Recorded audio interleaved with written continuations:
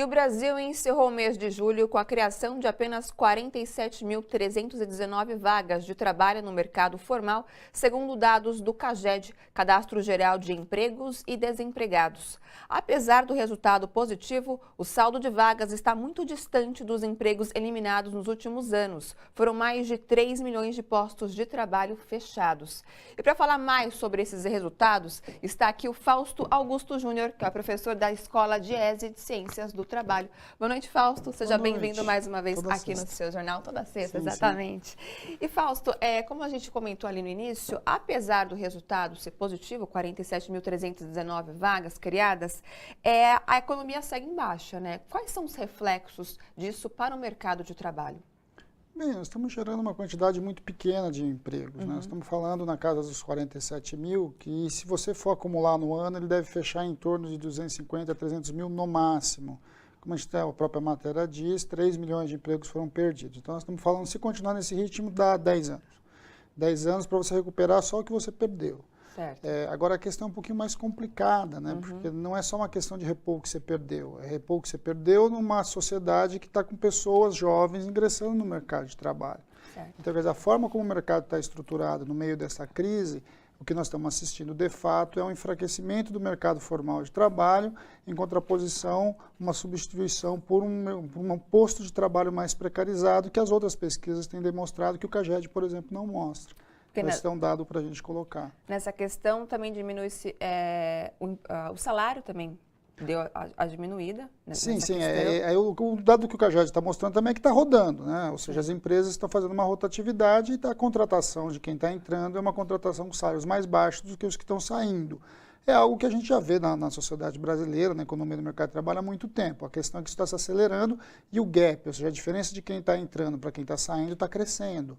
Então você tem cada vez salários menores e cada vez menos empregos formais sendo gerados. Essa é uma questão posta para a gente, que coloca e que realimenta, inclusive, o próprio baixo crescimento. Uma vez que as pessoas com menos salário compram menos, a economia gira menos e assim um círculo vicioso que a gente acaba não saindo dele. É preciso romper essa visão, precisa ter políticas efetivas para você potencializar a criação de empregos. E aí cria-se também a precarização do trabalho.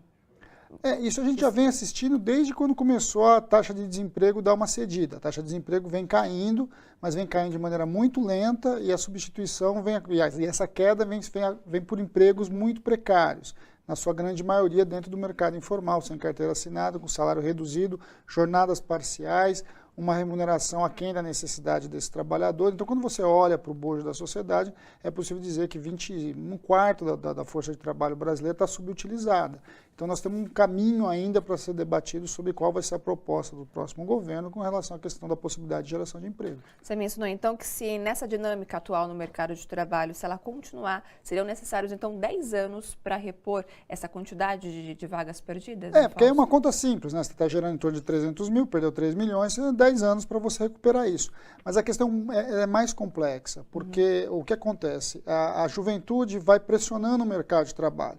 Então, ao mesmo tempo que você vai ter mais jovens entrando no mercado de trabalho, com a discussão da reforma da Previdência, por exemplo, e também com a baixa remuneração das famílias, a tendência são os mais velhos continuarem no mercado de trabalho. Então, o que você vai ter o normal será a taxa de desemprego subir, apesar de gerar emprego. Então, essa é uma dinâmica do mercado que só essa geração de 200 e poucos, 300 mil por ano, ela é muito aquém da necessidade, né?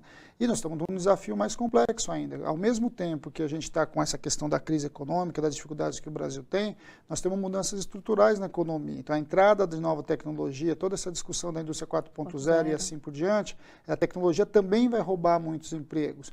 Quer dizer, o mundo inteiro está discutindo emprego a partir da questão estrutural. E nós aqui no Brasil ainda estamos discutindo emprego na questão conjuntural.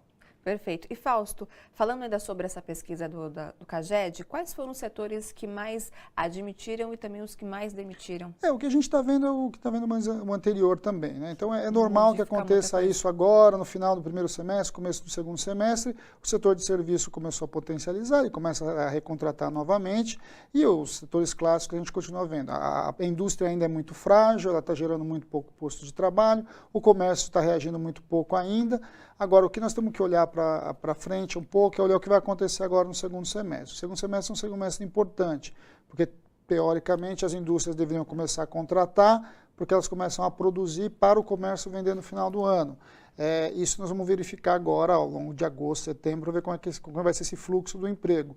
Nada está direcionado para isso, que nós estamos, muito provavelmente, que a gente continue nesse ritmo ainda muito baixo de emprego, o que coloca uma série de incertezas, em especial para saber quem vai ser o próximo governo e quais vão ser as políticas que eles vão implementar. Isso de fato vai fazer toda a diferença, né? Sem dúvida, né? Eu acho que é por isso que a questão do emprego é uma pauta importante agora dos debates políticos, tanto para o presidente quanto para o governador e para o parlamento em geral. Perfeito, bom, obrigado mais uma vez pelas suas informações e sexta-feira tem mais Fausto Diese aqui no seu jornal. Estamos aqui sempre.